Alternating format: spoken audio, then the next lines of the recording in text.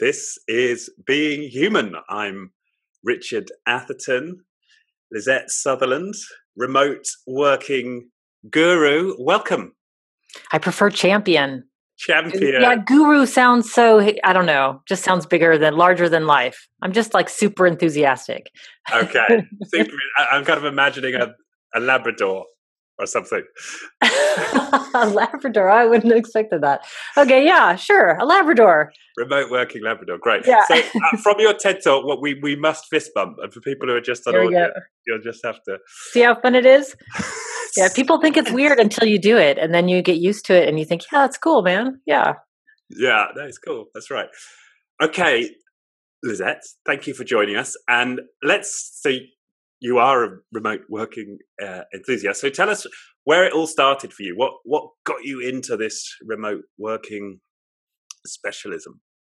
About 15 years ago now, I worked for a company in Los Angeles, California, and the CEO of the company didn't want to die. And he was a friend of mine, and we went hiking together every Sunday. And one day after one of the hikes, we were sitting around his pool. It sounds very fancy, but it's Los Angeles. Like everybody has a pool. And we're sitting around his pool, and he's talking about how annoyed he is that longevity scientists cannot weren't sharing data and solving the problem of aging. Now, I have to say that the hiking group that we belonged to, it was called Hike the Geek.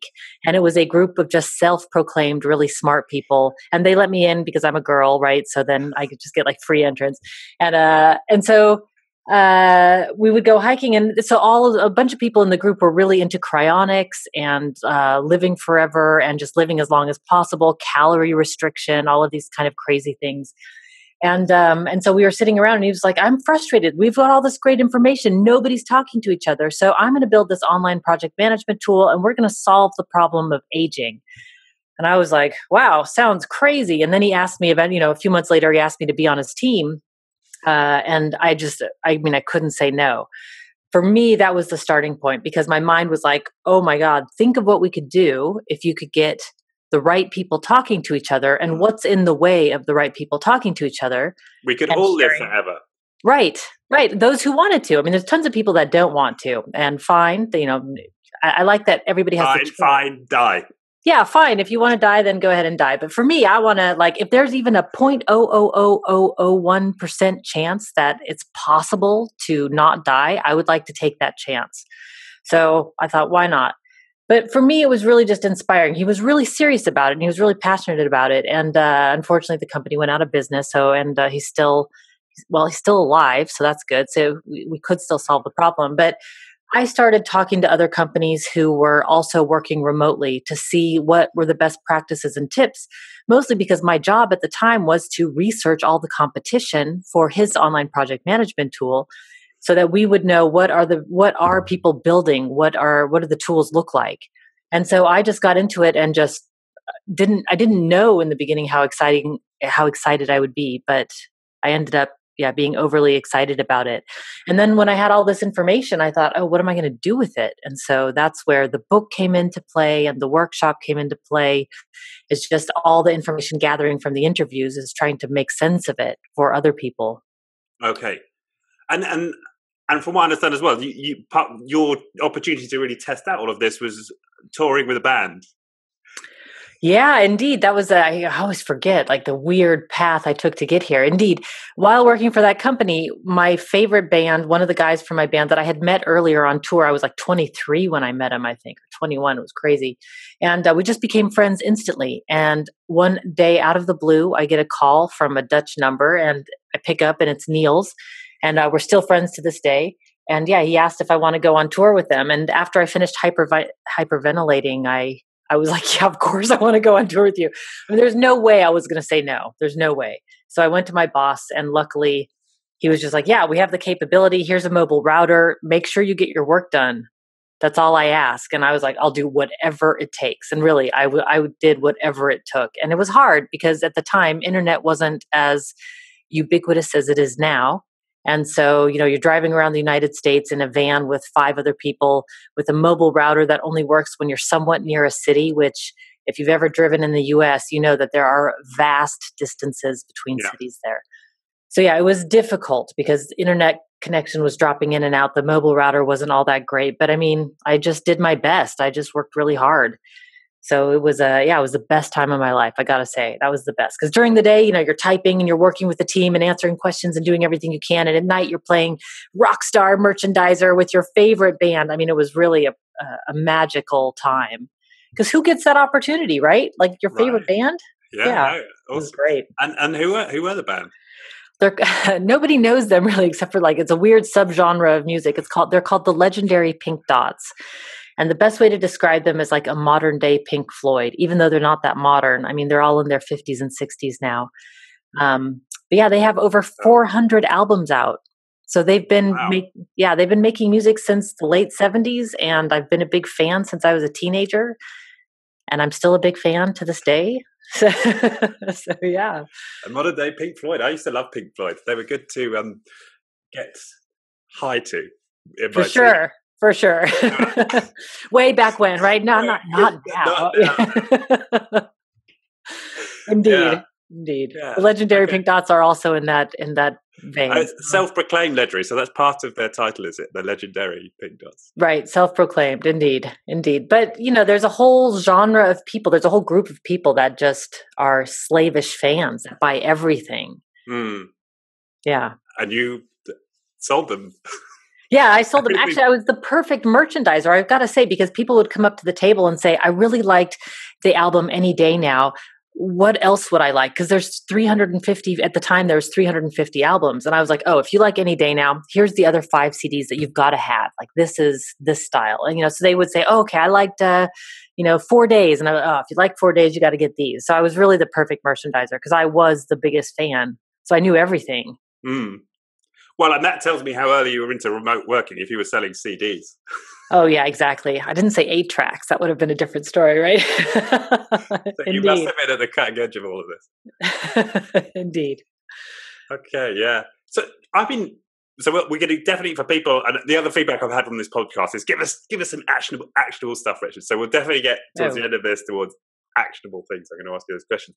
But I just wanted to play devil's advocate a bit in terms of remote working. So I was doing some research and so on, and there's one study I saw where they were saying, well, remote working is good, but not too much of it, kind of in moderation. There's a bell curve, too little, and it's not good for productivity and innovation too much, remote working, and it's not good for productivity and innovation. I saw something else that was saying, well, it's good for productivity, but it's not so good for innovation. That really requires in-person. So where do you stand in this debate? I mean, I hate to be vague about it, but it actually depends on the company and it depends on the phase of the company. I've also heard for startups that are just starting out and they just need to ping ideas and brainstorm and be they probably need to be in the same room together. I think it's possible to do everything virtual, but it takes special kind of people in order to do that. Like if you're at a startup and you're in the brainstorming phase and you need to be online and working together, you can do that virtually, but you have to have a rockin' setup in order to do it. And you have to have really committed people in order to do it. And I think that's the problem is once you get over a certain stage, how, in the beginning, for instance, you've got 5 people and they're like, yeah, let's do this. But when you get up to 30, 35, 50 people, are all of those people going to be in the same let's do this stage? It's a pretty rare event that happens. And so then, being in person is great. There's other times that it's good to be in person. I mean, a lot of people don't like working remotely 100% of the time. Most people prefer a hybrid schedule of some days at home and some days in the office because they want to be around their colleagues, but they need time to focus where they can actually really, take the time to focus. So it depends on the person and the company and the style of work. So it's not for everybody at all times, but if you need to do it, then you got to come to me or get my book and then do it and then rock it. Okay. Yeah. And what is your message in terms of the key commitments then that a company needs to make or an individual needs to make to really have it work? Well, one is having a super solid, very fast internet connection, like at least 20 megabytes per second at least. And it's funny because I was in the Nordics for the last couple of days and I was saying it, but in the Nordics, everybody has awesome internet. But if you go to Germany, for instance, or Argentina, the internet's pretty bad. surprisingly bad in Germany. Mm-hmm. So, if you have a bad internet connection, you're kind of doomed because you need the bandwidth for the video, for the tools that you're using, the screen sharing, all the stuff. So one is great internet, and then the other is great equipment. Have a noise canceling headset, have a quiet space to be, have a good quality webcam. If you're using conference room equipment, have really good conference room equipment. Get rid of the old spider phones where you're leaning over, like, "Hey Bob, it's Lisette." Like, get rid of that and get yourself, and also get rid of Skype for Business. Anybody who knows me knows I'm a huge Skype for Business hater, and that's because it's the worst video conferencing tool out there. So get rid of Skype for Business, get rid of the old spider phone, and get some good equipment. And then the other advice is to turn the video on. People hate turning the video on, but the only thing I can say is, like, get over it. Get over it. We're in the age of video. If you want to collaborate remotely, there's nothing like seeing each other. There's nothing like it. Exactly. But actually, when you say that, what comes to mind is people don't come to the office and say, "I'm sorry, you can't see my face today." Yeah, or like, "Sorry, I'm in my pajamas." Right. It's just having a bad hair day. I'm just going to wear this sack if you guys don't mind. Like, nobody does that. And I think the same online, like, be a professional. Like, okay, if you're in your pajamas, that's great, but put on a shirt. Like, it doesn't take much. It's not hard. But I think what it is people don't like seeing themselves on video. But that's also solvable. I mean, on Zoom, which is what we're using right now, I can hide myself if I want to, if I find it distracting. I know I work with Pilar Orti from Virtual Not Distant quite often, and she doesn't like seeing herself on video. So that's fine. That's a solvable problem. But for your colleagues, they do like seeing you on video. So that's a big thing. And a lot of people just don't like it. But if you're going to work remotely and you want to build the team and you want to have camaraderie, turning the video on is like the number one thing you can do. Right. Okay.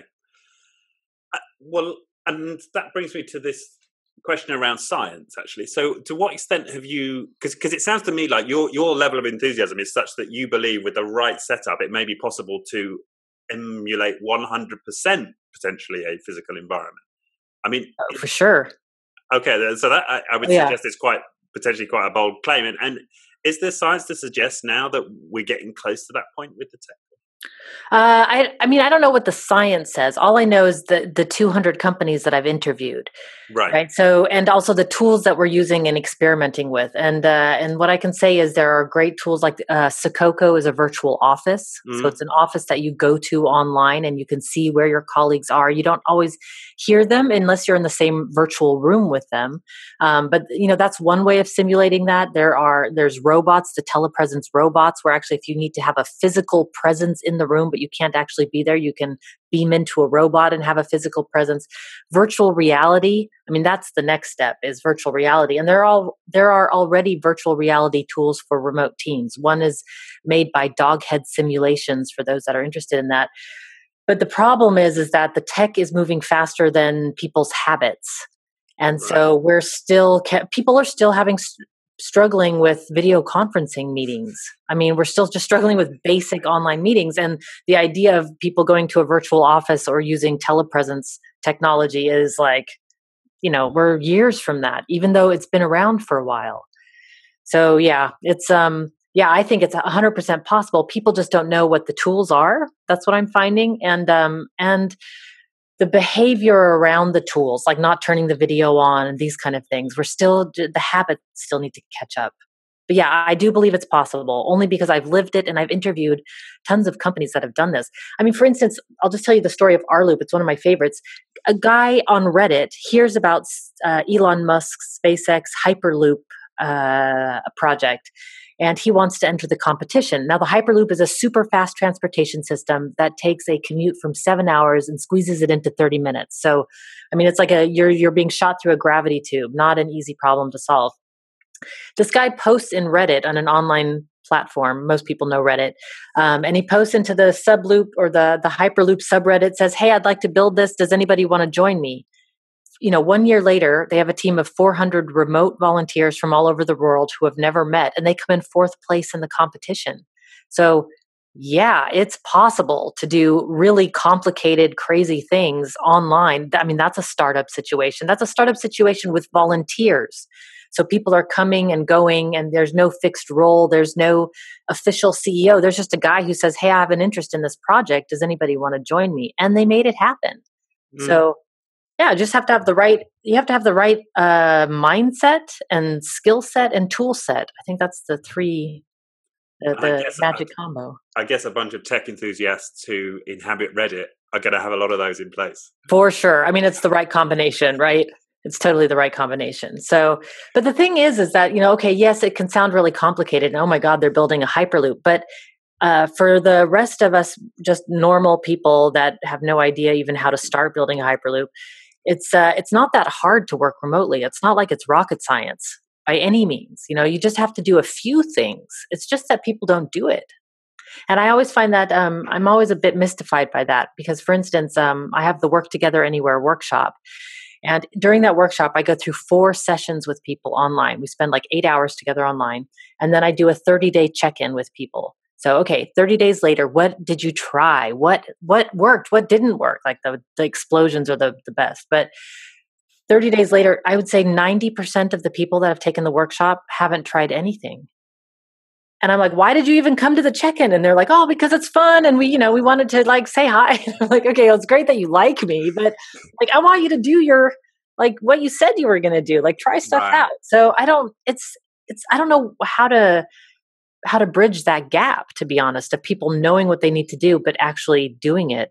I guess if somebody knew how to solve that problem, they'd be very rich. Because I mean, how many weight loss books are there out there in the world, right? How many ways can you say eat less and move more, right? I mean, accountability is always the most important step in any of in anyone trying to change any type of habit. Right? Yeah, who's going to have you accountable, and how is it you're going to ensure you get into action? I mean, that's the fundamental question, isn't it? Right. So if anybody knows how to solve that, then go get rich, really.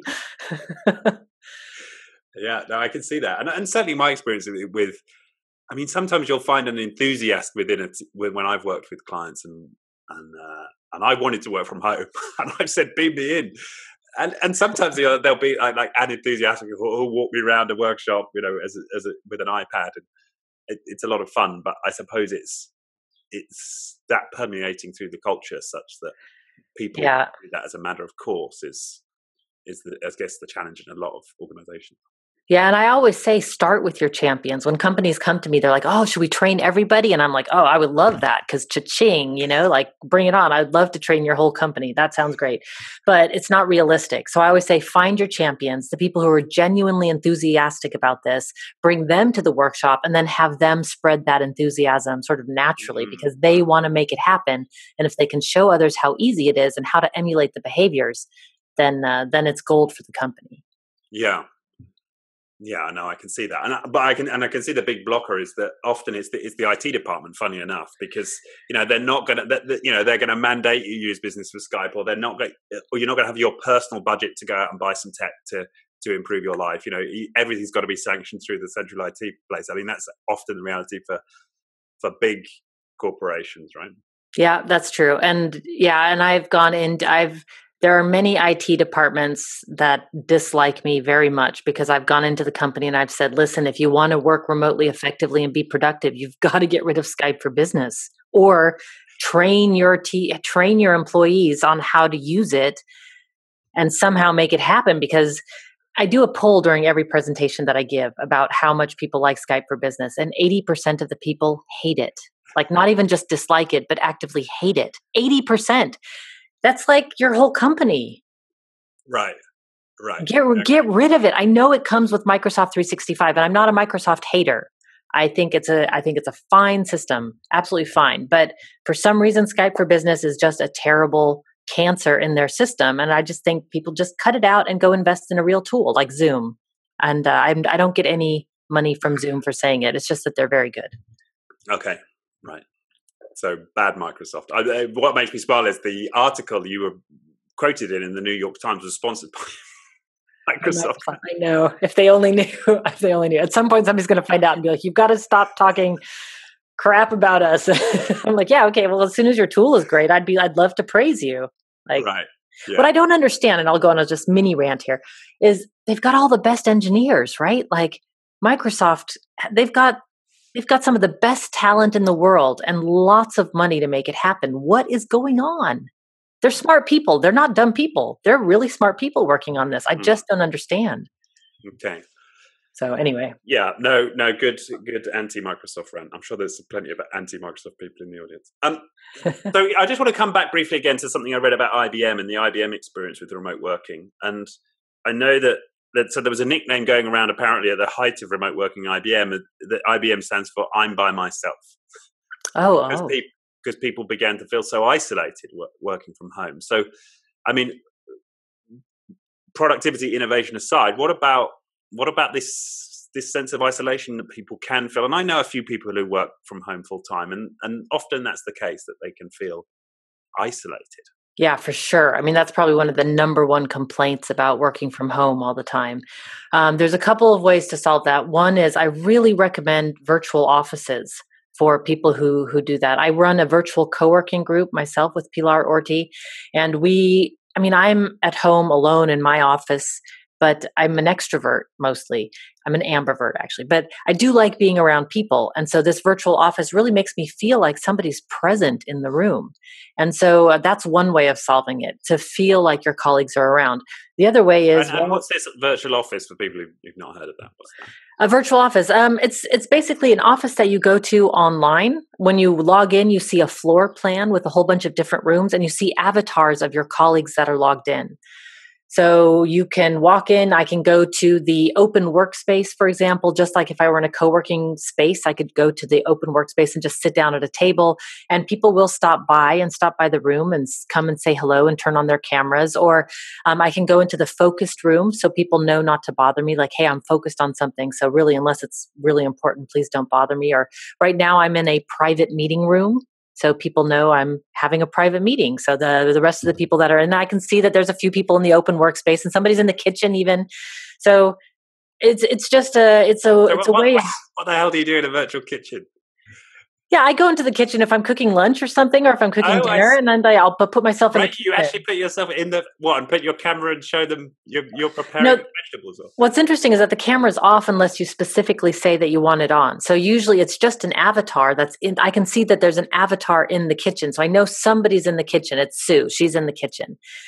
I'm assuming she's making dinner. I guess it's depending on where she lives, but she's making a meal. And so I just know that she's preparing something, and that she'll be back in the open workspace in a second. I see. And I suppose you could ping her and say, "Hey, what's cooking?" Or interact with her, given you know her a bit more about her context. Yeah, and say, "Hey, like stop taking my lunch out of the fridge, girl." No, I'm just kidding. Yeah. So I mean, it sounds really silly until you try it, and then it starts to feel really natural. Is there a virtual toilet? We did used to have we call it was a WC, they say here. Yeah, WC. We did used to have that. Yeah, yeah, exactly. A bathroom. And I used to put myself in there, like I'd come home from running. So I'd go into the, I'm exercising, be right back room. And then I'd put myself into the bathroom when I was taking a shower. And then I'd come and join the open workspace when I was ready. I'm a bit over the top. Most people don't use a virtual office in that sort of detail, but because it's a fun virtual co-working space with my friends, then I feel more playful, and I just try to be a bit silly. And we can all change the names of the room. So at the moment, there's a disco, there's a library, there's a lounge room. It's just whatever people feel like, and it's a conversation starter. So I would say if you're feeling lonely, then a virtual office can be so much fun. You can have great asynchronous moments. You're meeting people that you wouldn't have thought maybe that you'd bump into. I mean, you can accidentally bump into somebody online in a virtual. That's happened. Absolutely. I mean, the other day I was working on a project, and I was in my virtual office, but I had it on one screen, but I was working on something physical on my floor with sticky notes, and I was moving stuff around and I heard this deep voice going, "Hello, hello there." I mean, I jumped up. My heart was just like coming out of my throat. Like, oh my God. It just turns out I thought somebody had come into my apartment. Like I literally looked to see who had walked in the door. It turns out it was my colleague Ralph, who had just come into my virtual office and turned on his microphone. So it's shockingly visceral. That's interesting. Yeah, because the defenders of physical workspaces say that one of the big reasons they want to keep people on site is for those moments, right? The water cooler moment. Exactly. You bump into someone in the corridor, right? You're Exactly. saying that can happen online. That's interesting. Does happen. Yeah, it does happen. It's just you have to invest in the tool and you have to invest in people learning how to use the tool. Luckily, these tools are super easy. I mean, user interface, in the last 5 years, tools have gotten so much easier. It's just a matter of doing it. And were you dragging your laptop around the house with you and sort of propping it up on the toilet? No. It doesn't come with me. I'm just out. I just go. It's really like my avatar is in the bathroom. I leave my avatar, but then I physically, and I've got a webcam cover. So just in case I've left my video on somehow, I have a webcam cover and yeah.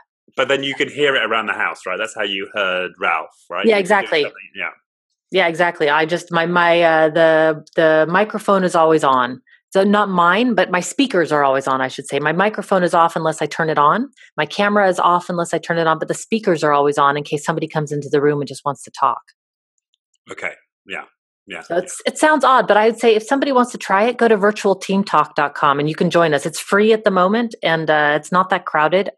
I'm super excited about it, but I'm like the only one. I mean, we have a group of about 10 to 20 people who share the virtual co-working space, but I thought it was going to be really popular. But it's still early days, I guess. Well, yeah, I mean, you're starting to blow my mind a bit, and I consider myself pretty, tech savvy, bit an enthusiast. So yeah, you're right out there. Yeah. But I mean, we've been doing this virtual co-working group for years now, and I've been going. It's like it's normal, right? It's nothing. Totally normal. It's like the first thing I do when I go to my real office in the morning. I turn on my virtual office, say hello to my colleagues. Yeah, we have a cup of coffee together first thing, and then I get to work. Right. Yeah. Okay. So, what's the craziest thing you've done with your compatriots online? Virtual dance party. That was probably the weirdest, craziest thing that we've done is a virtual dance party. Yeah. My friend Jen. Yeah. Jen DJ'd and the rest of us were like, okay, let's boogie. And of course she DJ'd I had to dance to Britney Spears and that was tough because as an old goth person, like Britney Spears is like nails on a chalkboard, right? But it was just in the spirit. And then I got to DJ the next virtual party. So I got to do a little, just something a little better, like Depeche Mode or something. Oh, the legendary Pink Dots. Yeah, that one. That's a bit too psychedelic, I think, for the normal. I wouldn't subject my colleagues to that. I stuck to something more popular. Okay. All right. So let's talk a little bit about, you're a podcaster, you're a blogger, you do all of these workshops, you've got a TEDx talk. What keeps you so productive? What are the daily habits you can share with people, and they may be virtual or not, that may help people out there? Yeah, what's funny? I mean, I love the virtual world more than anybody out there, probably. I love the virtual world more than anybody I know, I should say, or anybody that I've met. Besides Agile Bill Krebs, that guy is a virtual world guru. If anybody wants to learn about virtual reality, that's the one. For me, say that again. Agile Bill Krebs. If you just Google Agile Bill Krebs, you'll find him. Crab as in pincers crab. Yeah. Krebs. No, Krebs. Almost like crabs. Krebs. Agile Bill Krebs. Okay. So he's a virtual worlds guru. But for me, what I do is I have the Michael Hyatt Full Focus Planner, and I don't get money from Michael Hyatt either. But this is. I mean, I'm a touchy-feely, tactile person. And so for my to-do lists and all my productivity and my ideas, I need to have it. I like to write it on paper. And I used to have all these virtual tools and then found that I was writing it on sticky notes and then transferring it to the virtual tool. And then sometimes I would end up with these pile of sticky notes and I just couldn't manage it. And so this planner helps me set my goals. I review my weeks every week. I have like my big three tasks for a week that I really want to get through. And it just helps me keep focused in the direction of the goals that I set myself. So you get one of these full focus planners every quarter, and there's like daily lists and weekly reviews, and it just works for me. And you don't have any of that stuff online. Your to-do list is all physical. Right? I have to drag this book everywhere I go in the world. Yeah, it's a bit heavy, I gotta say. But okay, it's burning calories, right? At the same time, I'm getting fit dragging this book around. The thing that I always tell people with all tools is you've got to use what works for you and your team. So this planner, this works for me. It's the first thing that's really ever really worked for me, and that's what keeps me productive and focused during the day. Great. And what's special about it then? I mean, you showed it as it's a book. What's particular about it that helps? What I like is you start out by setting what are your goals for the quarter, and then what are your goals for the year. And so then you take your quarterly goals and you break them down. And I mean, it's just a matter of breaking it down. So I think what's special for me is every day I've got my daily big three. I can show people here. Every day I've got like 3 things I've got to do during the day. And then it just gives me places to write down notes and just track stuff. So not great for recurring tasks that, you keep having to do, but I don't know what it is about this book that really works, but it does. And what I like about it especially is the weekly reviews. It's like the retrospective of the week. Okay, like what were my wins this week? What did I learn this week? What am I going to do different next week from this week? And I just like every Sunday, I just sit down and think about it. And I just like it. So and then I review like, okay, how am I on my quarterly goals? Like, how am I on my month? Like, how did I do? And I'm constantly, it keeps me focused on what was my original quarterly goal to begin with. Brilliant. Okay. Yeah. Yeah. That's fascinating to me that I'm getting advice from a virtual online working I know enthusiast to go physical again. But I all of my to-do list is on Trello. It's all virtual. But yeah, maybe it's trying to go back physical again. It depends on I'm a tactile person. I like, if I like the sticky notes and it just works. Yeah. Okay. Yeah. All right. So that's productivity and keeping you focused. In terms of, for those people out there who are thinking, great, I'd love to be able to work from home. I guess the motivation for a lot of people is to be able to work from home more. For sure. Yeah. So where do they start? Right. Like what's the number one place you recommend people start? I mean, I know that's not easy because it's always in context, but. Well, do you mean like how do you convince your boss, or how do you start, like in terms of like, do you set up your home office, or? Good question. So let's start. Yeah. What are the top 3 arguments for your boss? Yeah. The thing is, you have to, when you're trying to convince your boss, you really have to think what's in it for them. Why would they let you do this? Like, what are they going to get from it?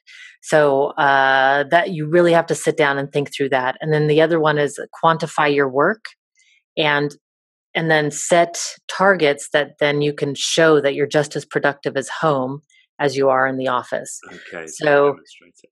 Yeah, absolutely demonstrate it. And also take it slow.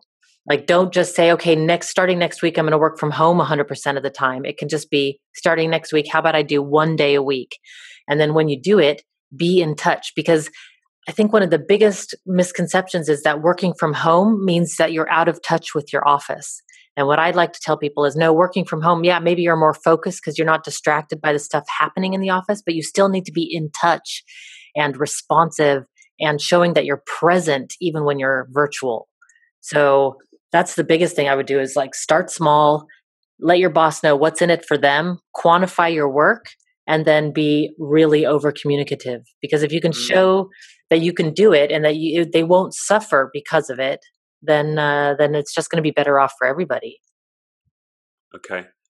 And then setup. Let's go there. What's the top things to get going with in terms of setup? Well, I would say the thing that you'd want to know most is you're not going to get it right on the first try. It's sort of an iterative process of getting the setup right. I did an interview with Jesse Fuel. He's an agile coach in the US. And he said that he first tried setting up his office in the attic, and it was fine. It was like the perfect place in his house because he was away from things and he had to go up to the attic, but he's a really tall guy and he started to just feel kind of scrunched in the attic. It wasn't that it was the small, he just felt scrunched, and now over time it wasn't working for him. So then he moved his office into the bedroom. And so then he found that he was never leaving his bedroom all day long. Like he would, you go to sleep and then you wake up and then you're, in your room all day. And he was like, that's not working for me either. And it wasn't working for his family either. And so then he built this shed in the backyard. I think it's called a shed quarter. I can't remember the name of it, but he built a shed in his backyard. It was a really small, like 2 by 3 meter shed. And then that ended up being his virtual office. So everybody that I've talked to that has set it up has said it's an iterative process. Okay. Because you have to figure out what you like and what you need. And some people also don't like to work from home necessarily. They want to be in a co-working space or in a coffee shop. And you just have to figure out what's your rhythm and what do you need? Everybody advises keeping your office and your home life separate. And I got to say, over time, I also think that that's good advice, is keeping those things separate, so that when you're in the office, you're focused and you're working. And then when you're at home, that you're at home and that you can turn off. Because that's one of the biggest problems, is being always on. It's like, at night I come and I'm like, oh, I got to just check I'm going to just check the weather really quick. And then 3 hours later, I'm still on the computer somehow, like I got sucked in again. So you have to really put your boundaries up when you're working from home, or when you're working from anywhere, I should say. Yeah, that makes sense. Yeah. Okay. And in terms of, I know you're a big kit enthusiast. Is there a place to start in terms of kit? I mean, is there one piece that you would suggest people invest in above all else? I mean, I know you've said internet, but. Yeah, internet, for sure. Internet, headset, webcam, and then pay attention to lighting. That's something that not a lot of people pay attention to, because if the window's behind you, you've got the witness protection program look going on, and it's possible, but science shows that you're more engaged if you're visible. So pay attention to lighting, and then also pay attention to your background. Like, you can see that I've got this room divider up here. That's because right behind that is my bed. And it's just not that professional looking. People just start to wonder and make assumptions. And I just thought, oh, forget about it. Let's just make this. Like, now I have this very zen, calm room divider. So for people listening to this, there's like a paper divider, sort of Japanese style. Yeah. Yeah, it feels calming for me. So I put that up, and then I used to travel a lot and with clients, and I didn't want them to be distracted by the fact that I was traveling. So I took the room divider with me, and no matter where I went, I would just set it up, and then nobody asked any questions. And that's what I wanted it to be, because all of a sudden they're like, oh, where are you now? And you're traveling, and they start to worry if their work's getting done, and they start, and I wanted to just I didn't want that to come up. Okay, so they did. Nobody thought about it. It became a question in their mind, right? So didn't even know. Yeah, didn't even know. So yeah, in the home office, I would say quiet background. The barking dog is really cute at first, but it quickly gets in the way of a good conversation. Yeah. Right. Yeah, I've got young boys that are 14 months. So. Oh man! How long has it been since you've slept? Yeah, sleeping gets interesting. Yeah. 8 hours is a fond memory. I don't know how parents do it. I have no idea how they do it. Yeah, but I'm waiting for that moment. You've seen the BBC guy, right? Who's being interviewed, and the kid comes in. Yeah, I'm convinced I'm gonna have that moment sooner or later. Yeah. Yeah, he opened up a whole world for people, I think. I mean, it was brilliant that happened. So yeah, you're right. It's great. Final question, Lisette Sutherland, for the Being Human podcast. To you, what does it mean to be human? Oh man, I really had to think about that question when I saw your pre-interview. And I thought, oh, what does that mean? And I don't know. I can't remember what I answered, but when I was thinking about it also later, and there's this image that I found online that just said, "We are all beautiful wrecks," and it really struck me, because I thought, everybody seems to have their shit together. Like, you go on Facebook and there's just vacation photos and everybody's beautiful and there's smiling moments. And I just have to remember that that's just the facade of people's lives, and that everybody's a wreck inside. And it's beautiful. Like, it's, I guess that's, it just gives me empathy, and it gives me empathy for myself, and it gives me empathy for others to know that they're on the surface, things look good. And when you dive deep, everybody's got trauma of some sort, like whether you were abused as a child, or somebody in your family has died, or, life is unfair in so many terrible ways. And, it just makes me appreciate more what I have. Like, oh, I have good health. Like, that is awesome. That's a gift.